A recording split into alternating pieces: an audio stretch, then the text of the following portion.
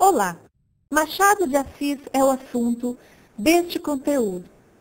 Importante falar sobre ele, não é? Afinal, ele é um dos escritores mais importantes que nós temos na literatura brasileira. Ele se destaca em uma série de aspectos em seus textos, em relação à sua vida, enfim. Para você conhecer o assunto, o autor, você pode acessar a página de literatura. Lá você vai encontrar informações sobre sua vida e obra, também sobre seu estilo. Veja, aqui é uma seção da página de literatura, no caso a seção autores. Em outra ocasião, eu mencionei como você pode chegar a este conteúdo. Então, faça a busca na pesquisa escolar para conhecer o que temos ali. E este conteúdo é importante porque ele é um pré-requisito para você entender as outras informações que você vai aprender daqui a pouco. Na sequência, então, eu quero falar para você sobre as fases da obra de Machado de Assis. Ele mesmo, como crítico literário que foi, dividiu sua obra em fase romântica e fase realista. Como é que ele conseguiu fazer isso? A primeira fase da obra de Machado de Assis é a fase da prosa romântica. No caso, é uma fase em que os capítulos do texto eram longos. E Ressurreição, por exemplo, que foi produzido em 1905, continha 24 capítulos. Contém, não é? Porque a obra ainda é muito lida hoje.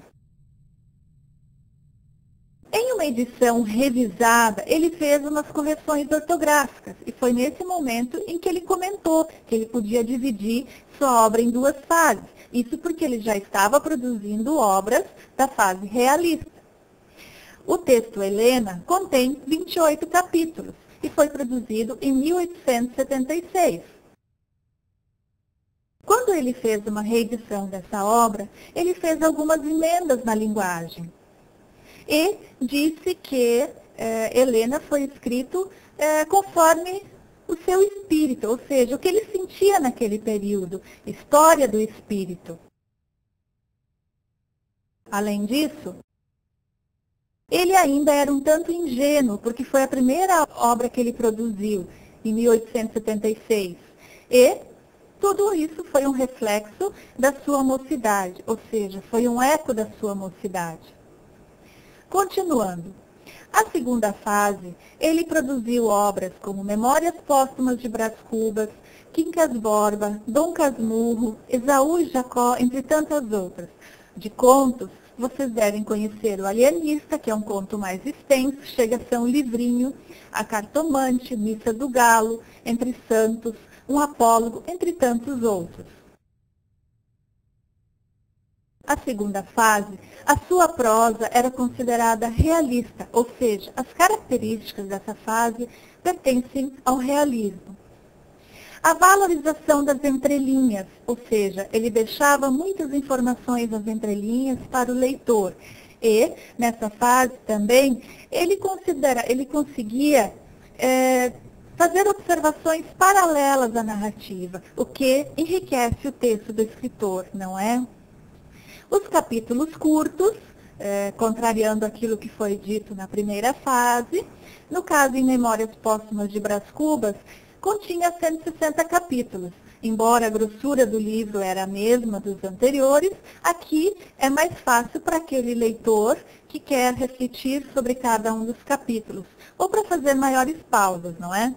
Quincas Borba tinha 201, Dom Casmurro 148, Esaú e Jacó 121. As características da fase realista. Ele faz uma análise psicológica dos personagens, não é? Aqui era muito mais detalhista, não é? E um realismo impregnado. Depois, características de egoísmo, também o pessimismo e o negativismo eram parte do seu enredo. A linguagem, é muito importante destacar, era sempre correta e clássica. As frases e capítulos eram curtos, né? Antes eu falei dos capítulos, mas agora também as frases eram mais curtas. E a conversa com o leitor. Isso é muito importante para envolver o leitor na obra. Ele fazia também uma análise da sociedade e criticava os valores românticos que ele mesmo produziu, que ele mesmo utilizou em outras obras, não é? Importante ressaltar que aqui era muito mais realista e voltado para a sociedade, para questões mais concretas. A fase romântica dele era muito voltado a um amor contrariado, ou seja, os personagens viviam uma situação de amor contrariado, o casamento na época se dava por interesse, havia uma preocupação psicológica e uma ironia, mas aquilo tudo próprio ao romantismo. Agora, em relação às características realistas, o foco é outro, não é? Continuando. Os contos também pertencem à fase realista e eles seguem as diretrizes dos romances, realistas no caso. A preocupação psicológica em relação aos personagens também existe aqui. E ele faz uma fronteira entre a loucura e a lucidez, a ironia social e política. É o que acontece, por exemplo, no conto O Alienista, né? O personagem vive entre a loucura e lucidez como médico. Para quem não leu, vale a pena ler, que é uma história muito interessante. Na análise de obras do portal, você vai encontrar informações sobre Dom Casmurro. Essa análise é muito importante para você. Por quê? Porque aqui você encontra informações sobre a ambiguidade da narrativa, todos aqueles aspectos que se discute muitas vezes em sala de aula, aquele tema imortal que aparece ali no romance de Dom Casmurro, ciúme, no caso, e o fato de Capitu trair ou não o personagem Bentinho, não é? Bom, isso é com você.